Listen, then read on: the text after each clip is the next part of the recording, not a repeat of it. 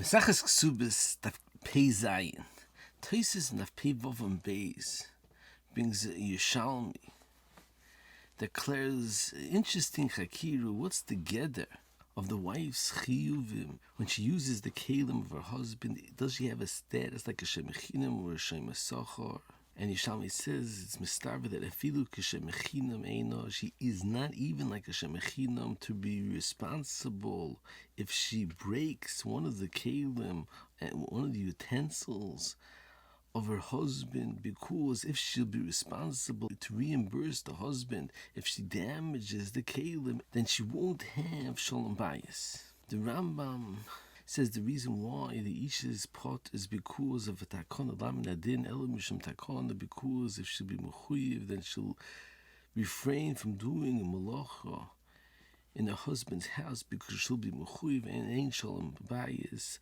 On that, the Ravid argues, and the Ravid says that even without the reason, because of shalom bayis, typically that she's potter because of Baal of Imoy, since the husband's Imo b'malachto, so therefore she's potter.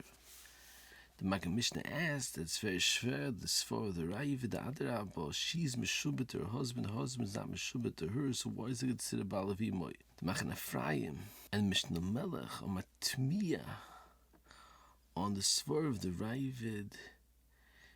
How could she be potter? Because Baal of Imoy is a petur in chayov shomrim. However, if she breaks one of the dishes in the kitchen, her chayov is not midin shomrim, rather midin odam hamazik, odam wud oilam. So how could she be potter? Because Baal of Imoy is only a petur in chayov shomrim. The Pshach and the Stipler explain that the Ravid learns like the Shita, the Ramban, that in a situation that it's mazik b'rshus, and the mazik has a right to mishtamish with the keilim, it doesn't have a din of a mazik at all. So therefore, since she has a right to mishtamish with the keilim of her husband, she can't be mechayiv b'din mazik and only b'din shomrim. So therefore, she's potter because of Baal of Imoy. The Mishnah Melech says a different teretz that a mazik is chayiv, even if it's Baal of Imoy, is only a mazik b'kavona. However, if she's mazik shaloi b'kavona, she'll have a petur of Baal of Imoy. It's tzorich and understanding in the Mishnah Melech. What's the difference of mazik b'kavona and a mazik shaloi b'kavona? Eine sefer konshisi shiurim from Gusman Zechon Levracha that explains the Mishnah Melech according to a tremendous yisoid that there's two separate halachas in the halacha of Odom Hamazik. Odom is chayiv even b'shogig, even b'oines, because Odom wud b'oilam.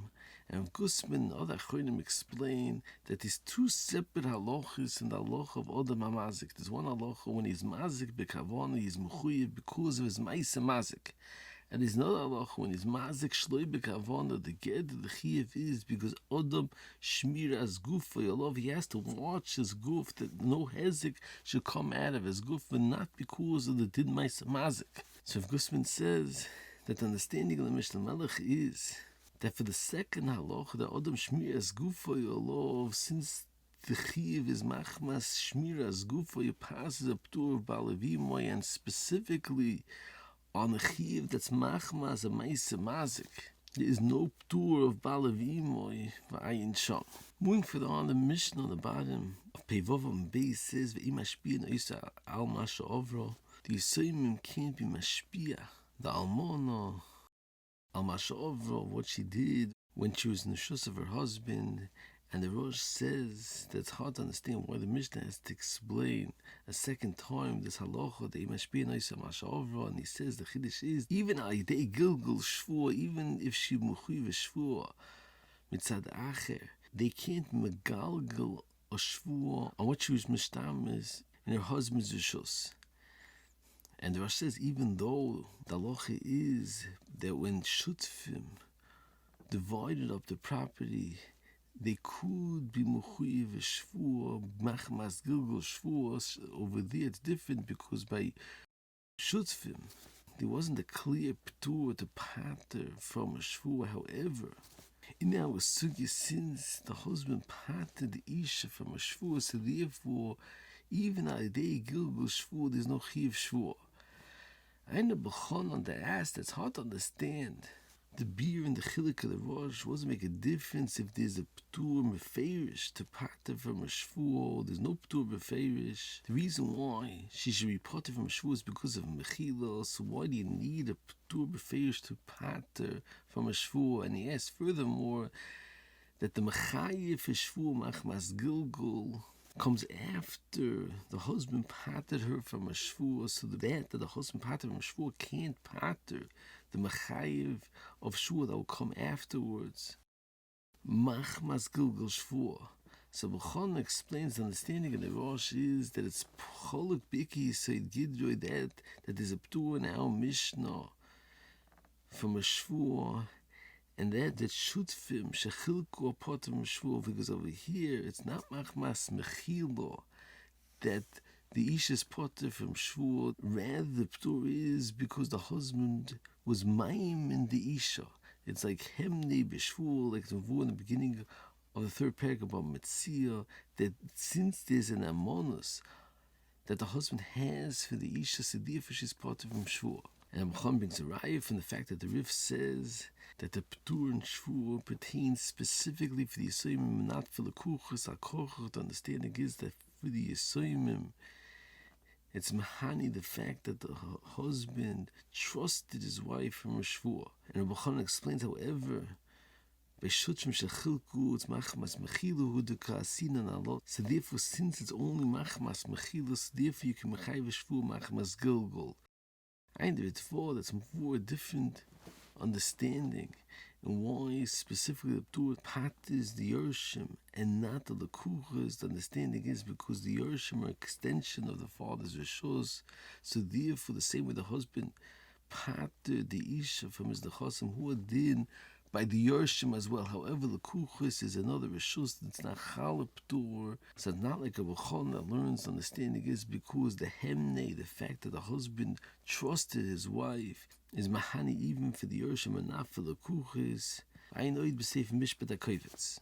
Moving further on, the Mishnah says, "Menichsi yisoyim nechasim shabodim leyifra ela b'shvua," and Rashi explains the reason why leyifra ela b'shvua, because with taninan liyasmi, that if the father would be alive, he would be mechayiv a gviya specifically with the shvua. So therefore, the same way the father was able to mechayiv a shvua, and they could only be goyver with a shvua, who did nichsi yisayim could only be goyver with a shvua. Tosis and shvua is asked on Rashi, how could you say that the reason why there's a chayov shvua by bol different minichse yisoyim is because of taninan? We find even in a situation when the father pattered from a shvua, nevertheless habol lifra minichse yisoyim liyifrel mishvua. So you see that the chayov shvua is not machmas with taninan to the yisoyim, that the father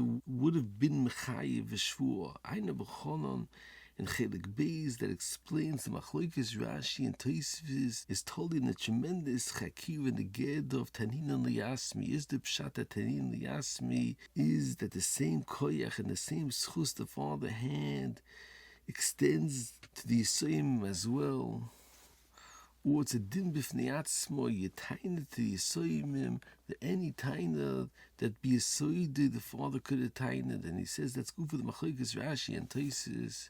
The Tosfos learns that taninan is that you give the Yershim the koyach, machmas the moirish, and therefore Tosfos holds that since when the father pattered her from a shvua, nevertheless there's halacha bol different nichsi different shvua korchoch. It's not midin taninan. However, Rashi learns that the halacha of taninan is a din b'fnei atzmoi, the yitaina for the Yershim, any taina that the father could have tained v'ayin sham.